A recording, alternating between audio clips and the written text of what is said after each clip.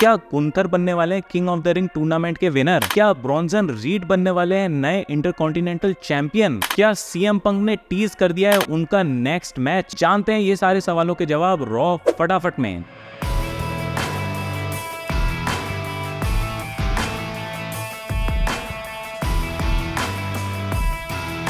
नमस्ते दोस्तों, आपके साथ हैं तोमर साहब और आपका स्वागत है WWE फटाफट में, जहां मिलेगी आपको रॉ और स्मैकडाउन की हाइलाइट्स फटाफट। So let's roll in. Raw की शुरुआत होती है जब जजमेंट डे रिंग में आती है। डेमियन प्रीस्ट बोलते हैं कितना भी तुम यीट कर लो, मैं अभी भी चैंपियन ही हूँ। तभी फिन बैलर प्रीस्ट को बोलते हैं वी आर सॉरी, जो भी हुआ बैकलैश में उसके लिए। डेमियन प्रीस्ट बोलते हैं कि आप लोग सॉरी मत बोलो, मेरी भी गलती थी, मैं भी ज्यादा ही गुस्सा हो गया था, तो मैं खुद सॉरी बोलता हूँ आप लोगों से। सारे जजमेंट डे के मेंबर्स गले मिलते हैं और सब सॉर्ट आउट कर लेते हैं। फैंस को ये जेस्चर बिल्कुल पसंद नहीं आता है, लेकिन मेरे हिसाब से बहुत अच्छा मूव है क्योंकि इससे अनएक्सपेक्टेंसी बढ़ जाती है। हर स्टोरी लाइन के अंदर लड़ाई होने के बाद टीम ब्रेकअप हो जाती है, लेकिन यहाँ पे चीजें सॉर्ट होती दिखी हैं, मतलब कि ट्रिपल एच कुछ नया दिखाने वाले हैं। बीच में अनाउंसमेंट होती है कि Drew McIntyre king of the Ring tournament से बाहर हो चुके हैं क्योंकि वो मेडिकली फिट नहीं है कम्पीट करने के लिए। इसी बात पे फिन बैलर उछल के बोलते हैं मुझे तो बाय मिल गया, अब मुझे किसी से मैच नहीं करना पड़ेगा, मैं डायरेक्ट सेकंड राउंड में चला गया हूँ। तभी रॉ के जनरल मैनेजर एडम पियर्स आते हैं और बोलते हैं रुक जा बेटा रुक जा, इतना मत उड़, तू थोड़ी है जनरल मैनेजर, मैं हूँ भाई, और ये king of the Ring tournament है, कोई हलवा नहीं है जो ऐसे ही मिल जाएगा।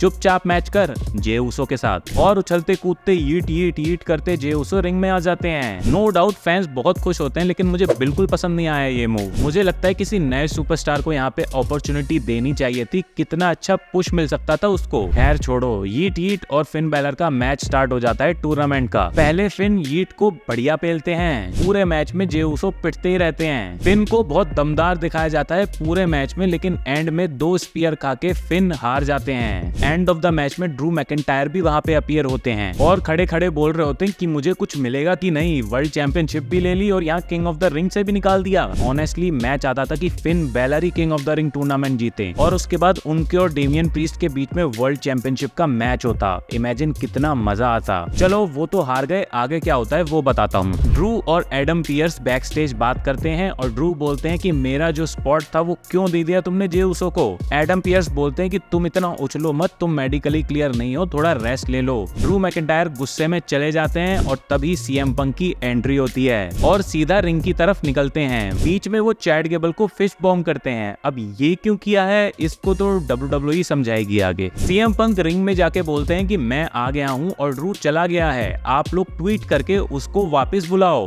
वो बोलते हैं कि मैं 5 मिनट 36 सेकंड से ज्यादा तेरा वेट करूंगा रिंग के अंदर, तू जल्दी से वापस आ जा। इसी बीच में वो ये भी बोलते हैं कि मेरे पास 5 टूल्स हैं, अगर मैं रेसलिंग नहीं कर सकता तो मैं कमेंट्री कर लूंगा या फिर मैं कुछ और कर लूंगा, लेकिन ड्रू मैकिंटायर तू तो खुद एक टूल है, तू इतना मुंह क्यों चला रहा है, पता है कौन हूँ मैं और मैंने क्या क्या किया हुआ है। अब सुन मेरी बात, अगर तू अब मेरे सामने आया ना, एल्बो वेल्बो छोड़, मैं तेरा मुंह ही तोड़ दूंगा। खैर 5 मिनट 36 सेकंड हो चुके हैं और अभी तक तू नहीं आया है, इसका मतलब तू एक इंसान से डरता है और उसका नाम है सीएम पंक। और फिर माइक हटा के बोलते हैं कि मैं तेरे को ग्लासगो स्कॉटलैंड में क्लैश ऑफ द कैसल में तेरा मुंह तोड़ूंगा। इससे बिल्कुल क्लियर हो जाता है कि इन दोनों का match clash of the castle में ही होगा। फिर queen of the Ring tournament start होता है स्काई वर्सेस नटालिया का। बहुत ही अच्छा मैच होता है, टॉप रोप से सुप्लेक्स इस मैच की हाईलाइट रहती है। नटालिया बढ़िया पटक के मार ही रही होती है, लेकिन डैमेज कंट्रोल इंटरफेयर करके मैच को पलट देती हैं। एज एक्सपेक्टेड स्काई एडवांस करती हैं नेक्स्ट राउंड के लिए। इसके बाद मेंस का किंग ऑफ द रिंग का सेकंड मैच होता है इलिया ड्रैगन वर्सेस रिकोशे के बीच में। ये और बता दो कि रिकोशे स्पीड चैंपियन बन गए हैं। बड़ी अजीब बात है, स्पीड चैंपियन बनने के बाद भी वो चैंपियनशिप के साथ नहीं आ सकते।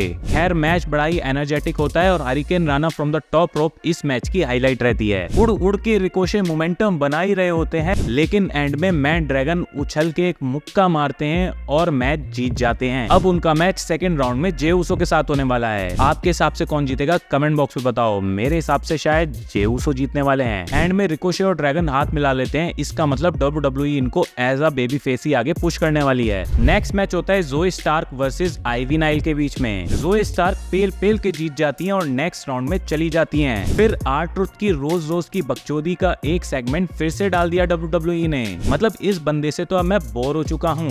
क्या बात कर रहा है, क्यों बात कर रहा है, किस लिए बात कर रहा है, कुछ समझ ही नहीं आता। मिज कितना टैलेंटेड बंदा है, थोड़ा उसको भी तो बोलने दो भाई। ये R-Truth की कुछ ज्यादा बकचोदी नहीं हो गई है? आप लोगों का क्या मानना है कमेंट बॉक्स में बताओ। वहीं कार्लिटो जजमेंट डे में घुसने की कोशिश करते हैं, लेकिन डेमियन प्रीस्ट बोलते हैं भागिए यहाँ से। नेक्स्ट मैच स्टार्ट होता है Chad Gable versus Bronson read का। बीच में सैमी ज़ेन आके चैड गेबल को धर दबोचते हैं और फिर ब्रॉन्सन रीड को भी पीटते हैं, मगर एंड में ब्रॉन्सन रीड दोनों को पेल के लास्ट मैन स्टैंडिंग बन जाते हैं। क्या इसका मतलब ये है कि ये इंटरकॉन्टिनेंटल चैंपियन बनने वाले हैं? क्या यार, गुंथर इतना अच्छा इंटरकॉन्टिनेंटल चैंपियनशिप को लेके गए और यहाँ पे ये सैमी ज़ेन क्या कर रहे हैं? वैसे इनका ट्रिपल थ्रेट मैच होना king of the ring Saudi Arabia में फाइनल है और जिसको सैमी ज़ेन ही जीतने वाले हैं। फिर रिंग में एंट्री होती है बेकी लिंच की, जिनको चैंपियनशिप किस्मत से मिल गई है। वो ये बता रही होती है कैसे और कौन कौन उनके कंटेंडर आगे बन सकते हैं। फिर बीच में लिव मॉर्गन आती है और बोलती है मेरे बारे में तो बता दे, मैं भी तो हूँ यहाँ। पहले तो थैंक यू बोल, मेरी वजह से तू चैंपियन बनी है, मैंने रिया रिप्ली को इंजर्ड किया तभी ये अपॉर्चुनिटी तेरे को मिली। फिर बेकी बोलती है हाँ भाई तूने सब कुछ किया है लेकिन मुझे नहीं हराया कभी। तभी डैमेज कंट्रोल आती है और बोलती है हम भी हैं, आ जाओ मैदान में, अब हम पेलेंगे तुम्हें। लिव मॉर्गन मौका देख के वहाँ से भाग जाती है और बेकी लिंच पिटने लगती हैं। तभी लायरा वल्करी जो अभी अभी NXT से रॉ में ड्राफ्ट हुई हैं वो आ जाती हैं और वो बेकी लिंच के साथ खड़ी होती हैं। फिर लायरा वल्करी और डिकोटा काय के बीच में मैच होता है क्वीन ऑफ द रिंग का, जिसको लायरा जीतती है और अब उनका मैच स्टार्क के साथ है। नो डाउट WWE इनको भी बहुत अच्छा पुश देने वाली है, तो हो सकता है कि नेक्स्ट राउंड भी यही जीतें। फाइनली जिस मैच की शुरुआत से ये बात चल रही थी वो मैच आ जाता है शेमस वर्सेस गुंथर का मैच। क्या आपको पता है 2010 में Sheamus already King of the Ring tournament जीत चुके हैं। इस मैच में भी जो पिटाई इन दोनों जायंट्स ने यहाँ पे की उसको देख के मजा ही आ गया। शेमस ये मैच जीतने ही वाले होते हैं, लेकिन एज एक्सपेक्टेड काइजर इंटरफेयर करके उनकी नी तोड़ देते हैं। शेमस पूरी कोशिश करते हैं लेकिन एंड में गुंथर उनको हरा देते हैं। मुझे लगता है कि king of the Ring tournament जीतने भी गुंथर ही वाले हैं। तो अब मिलते हैं आपको सैटरडे को 8 बजे, तब के लिए सायोनारा।